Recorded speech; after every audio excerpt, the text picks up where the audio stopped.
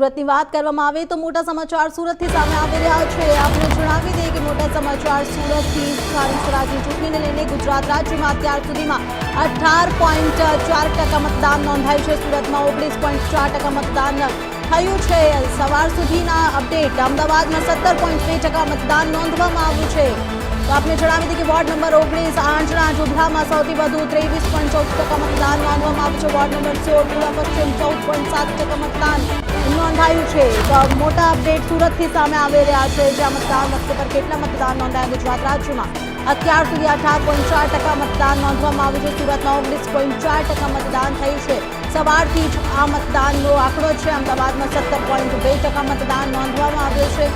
તો મોટા સમાચારમાં જણાવ મળી રહ્યું છે કે વોર્ડ નંબર 19માં પણ 23.14% મતદાન નોંધવામાં આવ્યું છે। વોર્ડ નંબર 16 પૂર્ણ પશ્ચિમમાં 14.7% મતદાન કરવામાં આવેલું છે। મતદાન મથકો પર મતદારો મોટી સંખ્યામાં પહોંચી રહ્યા છે અને પોતાના મતનો ઉપયોગ કરી રહ્યા છે। 18.4% મતદાન સમગ્ર ગુજરાતની વાત કરવામાં આવે તો સુરતની વાત કરીએ 19.4% મતદાન નોંધાયું છે। સવાર સુધીમાં અમદાવાદમાં 17.2%, બપોરના 1 વાગી ગયા છે અને 1 વાગ્યા સુધીમાં સમાચાર સામે આવી રહ્યા છે। વોર્ડ નંબર 19 આંજણા જોધરા પાલિકાની વાત કરીએ વોર્ડ નંબર 16 પૂર્વ પશ્ચિમમાં 14.7% મતદાન નોંધાયું છે।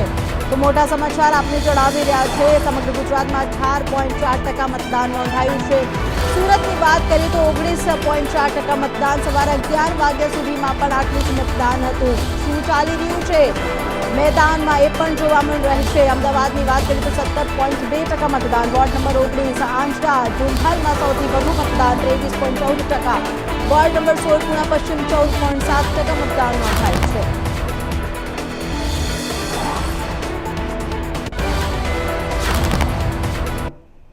તો જે રીતે મતદાન થઈ રહ્યું છે લોકોમાં એક અનેરો ઉત્સાહ પણ જોવા મળી રહ્યું છે। શૈલેષ અમારા બ્યુરો ચીફ અમારી સાથે જોડાઈ ચૂક્યા છે। શૈલેષભાઈ, જે રીતે લોકોમાં અનેરો ઉત્સાહ છે, પરંતુ સુરતમાં અત્યાર સુધીમાં 19% મતદાન નોંધાયું છે, આ પાછળનું કારણ શું છે? ગરમી કે લોકોમાં એક ઉત્સાહ અને કે દુઃખ પણ જોવા મળી રહ્યા છે? વિસ્તારમાં કયા પ્રકારની કમી છે લોકો વ્યક્ત પણ કરી રહ્યા છે ત્યાં? ચોક્કસપણે સુરતમાં ખૂબ જ ધીમું અને નીરસ મતદાન અત્યારે જોવા મળી રહ્યું છે। એકમાત્ર જે આંજણા વોર્ડ છે, વોર્ડ નંબર 19 આંજણા છે, ત્યાં બપોર સુધીમાં 23.14% જેટલું મતદાન થયું હતું। બાકી સમગ્ર સુરતમાં લગભગ 19.4% જેટલું મતદાન થયું હતું। એટલે કે કુલ મતદારોના માત્ર 5મા ભાગના મતદારો બપોરે 12 વાગ્યા સુધી મતદાન મથક સુધી પહોંચ્યા હતા। સુરતના છેલ્લા 35 વર્ષને જે કોર્પોરેશનની ચૂંટણીનો ઇતિહાસ છે એમાં સૌથી વધુ નીરસ મતદાન અને સૌથી ઓછું મતદાન આ વખતે થાય તેવું લાગી રહ્યું છે। આજે વહેલી સવારથી નેતાઓ જે હતા, રાજકીય પક્ષના નેતાઓ તો વહેલી સવારે 7, 8, 9 વાગ્યા સુધીમાં મતદાન કરી દીધું હતું, પરંતુ મતદારોમાં હજુ સુધી ઉત્સાહ જોવા નથી મળી રહ્યો અને જે રીતની અત્યારે પેટર્ન મતદાનની જોવા મળી રહી છે તે જોતા ચોક્કસ લાગી રહ્યું છે કે સાંજ સુધીમાં લગભગ 50-55% જેટલું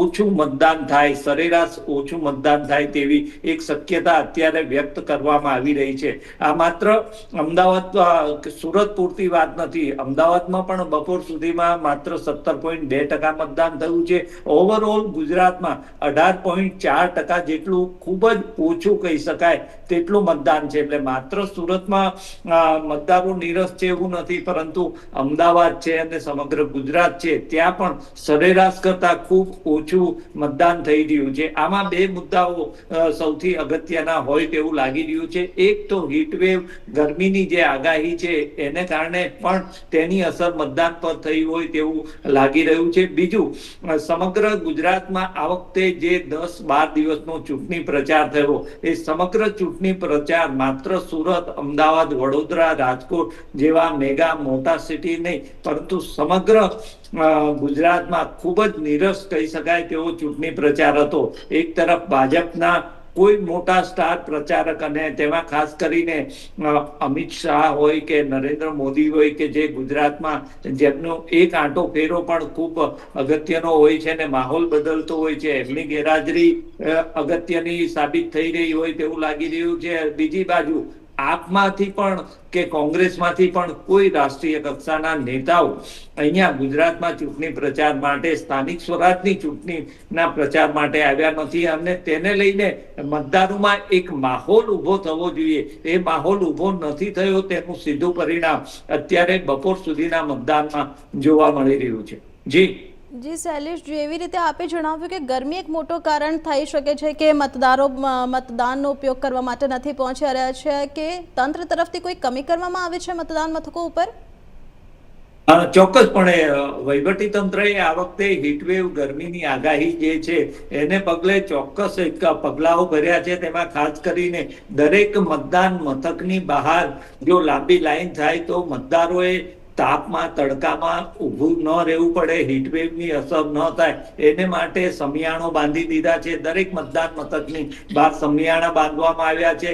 પાણીની વ્યવસ્થાની સાથે સાથે ORS ની વ્યવસ્થા, એ ઉપરાંત મેડિકલ ટીમ, ઇમરજન્સીમાં જો જરૂર પડે તો મેડિકલ ટીમની પણ વ્યવસ્થા કરવામાં આવી છે. આમ વહીવટી તંત્ર દ્વારા તમામ જે પ્રોટોકોલ છે, ઉપરાંત જે સુવિધાઓની જરૂર પડે અથવા તો જે ઇમરજન્સીની જરૂર પડે એ તમામ સવલતો, સુવિધાઓ ઊભી કરવામાં આવી છે. ખાસ કરીને બપોરના સમયે મોટી ઉંમરના વૃદ્ધ સિનિયર સિટીઝન મતદારો મતદાન કરવા આવે તો તેમને માટે દરેક મતદાન મથક ઉપર વ્હીલચેર પણ જોવા મળી રહી છે અને એમને લાઈનમાં ઊભું ન રહેવું પડે અને પ્રાયોરિટીમાં મતદાન કરી શકે તેવી વ્યવસ્થા પણ આજે સુરત સહિત સમગ્ર રાજ્યમાં તમામ મતદાન મથકો ઉપર જોવા મળી રહી છે. આટલી વ્યવસ્થા હોવા છતાં પણ લોકો આ વખતે ઇલેક્શનથી, મત આપવાથી દૂર રહ્યા હોય તેવું વાતાવરણ ચોક્કસ દેખાઈ રહ્યું છે. શૈલેષ, જો આપણે એક ટેલી કરીએ, પહેલાના જે સ્થાનિક સ્વરાજની ચૂંટણી હતી અને જે હવે થઈ રહી છે, પહેલા બિનહરીફ 200 થી વધારે ઉમેદવારો ચૂંટાઈ આવ્યા હતા અને અત્યારે 700 થી વધારે ઉમેદવારો બિનહરીફ ચૂંટાઈ ગયા છે. આ પાછળનું કારણ શું છે કે બીજેપી અને કોંગ્રેસ વચ્ચે આવી શું રણનીતિ ચાલી રહી છે કે 700 થી વધારે બિનહરીફ ચૂંટાઈ ગયા છે? કેમ કે આ 3 ગુણા વધારે એક આંકડો છે જે પહેલાની સરખામણી હતી અને આ વખતે જે સ્થાનિક સ્વરાજ ચૂંટણી થઈ રહી છે, આગામી વિધાનસભાની ચૂંટણી પણ આવનારી છે. આ એક રિઝલ્ટ બતાવશે કે વિધાનસભામાં શું રિઝલ્ટ આવશે? ચોક્કસપણે જે રીતે 700 થી વધુ ઉમેદવારો બિનહરીફ થયા અને મોટા ભાગના 99% ભાજપના ઉમેદવારો બિનહરીફ થયા છે કે કરવામાં આવ્યા છે, અલગ ચર્ચા છે, પણ બિનહરીફ થયા છે. એ તમામની અસર પણ કંઈક ને કંઈક આ નીરસ મતદાન ઉપર પડી હોય તેવું લાગી રહ્યું છે. લોકોના જનમાનસમાં ઉપર પડી હોય તેવું લાગી રહ્યું છે. તેનું કારણ એક સૌથી અગત્યનું છે કે આ વખતે જે રીતે ભાજપ હોય, કોંગ્રેસ હોય કે આપ હોય, તેમાં જે રીતે ટિકિટ ફાળવણીનો મુદ્દો હતો, ઉમેદવારી પસંદગીનો જે મુદ્દો હતો, એમાં કંઈક ને કંઈક ત્રણેય પક્ષોએ એક પોતાના કાર્યકરોનો રોષનો સામનો કરવો પડ્યો હતો.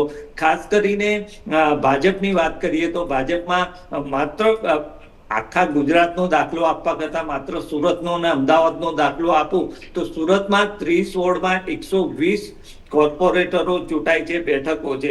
એની સામે ભાજપમાં 2072 જેટલા દાવેદારો હતા. તમે વિચાર કરો, એક બેઠક ઉપર, એક વોર્ડની અંદર કેટલા બધા દાવેદારો હતા. એ દાવેદારો પૈકી 2072 દાવેદારો પૈકી માત્ર 120 દાવેદારોને ટિકિટ મળી છે. એવી જ રીતે અમદાવાદમાં જે 2000 ને 100 એટલે 2100 થી પણ વધારે 148 બેઠક ઉપરના દાવેદારો હતા. આમ આ જે આખો દાવેદારો જે વધારે હતા અને જી શૈલેષજી, માહિતી આપવા બદલ આપનો ખૂબ ખૂબ આભાર.